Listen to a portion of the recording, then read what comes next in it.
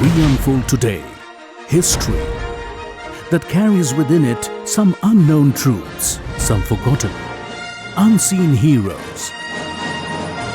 The Talwars of Pathanland. There's a profound connection between our history, our family, and its performances throughout history to the Vedic years in Afghanistan, which was once Hindustan under the Mauryan dynasty, under King Ashoka, or Chandragupta Maurya. And there was only one pass that connected the Middle East to India, which is where all the invaders came through, whether it was Alexander in 325 BC or whether it was the Ottomans or the Mughals.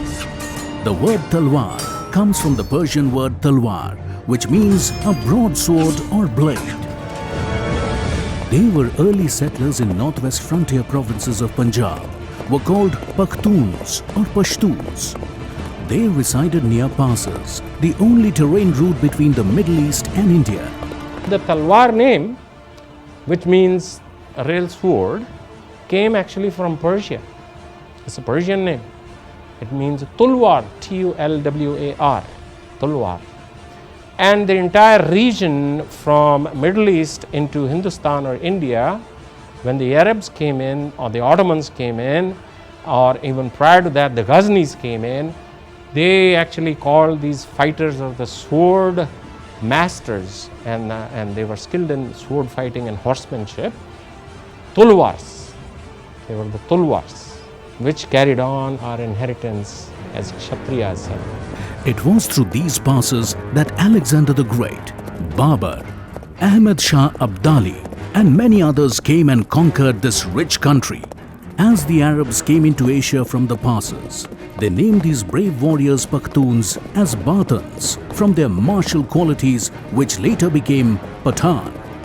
If you look at the Pakhtuns and the Pashtuns, they are also of various different tribal in the context of whoever came to invade. So you have a Mongolian tribe, actually an established Mongol hood in that context of 1200 AD invasion of Genghis Khan, and hence the Pakhtuns always fought to defend their land. So the connection of the name to the Persian history was very important to me. So in that context, the word Pathan came also from the Arabic word Batan, B-A-I-T-A-N, which is Arabic, and hence it became Pathans. It was 1200 AD when the Mongol Empire led by Genghis Khan launched several invasions into the Indian subcontinent.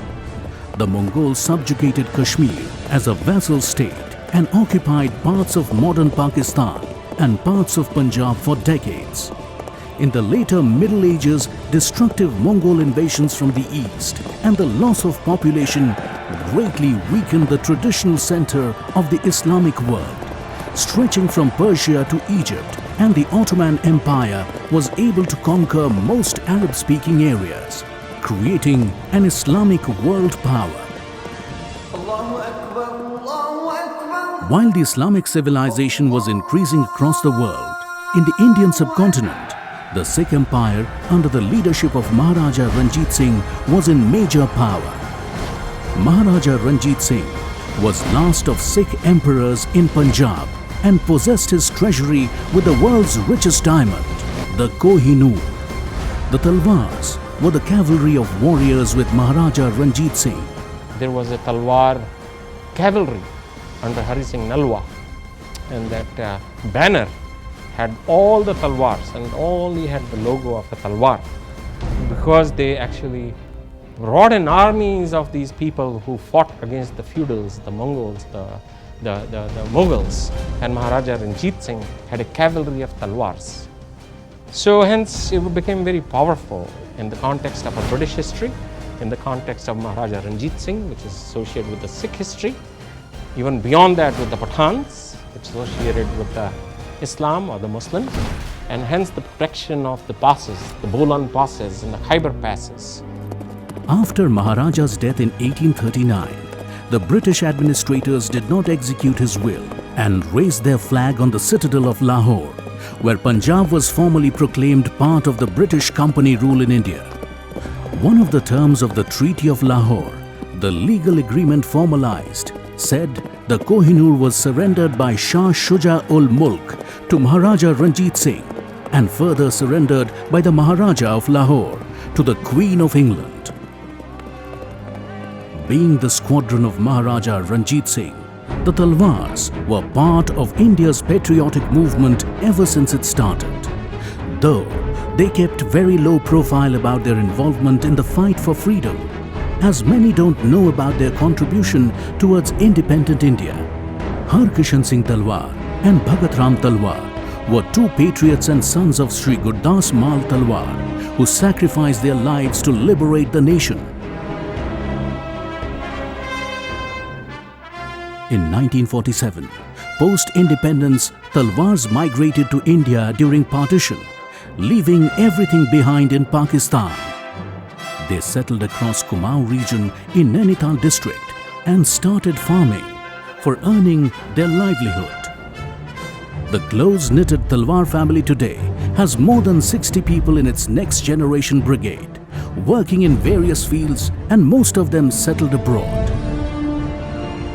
Such a glorious past and rich inheritance should be preserved and redeemed for generation next to know their origin and further connect them to their roots.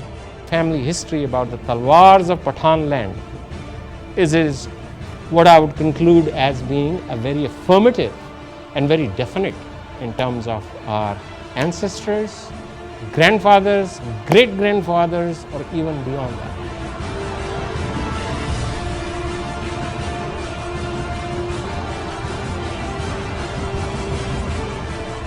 The saga of this legacy continues.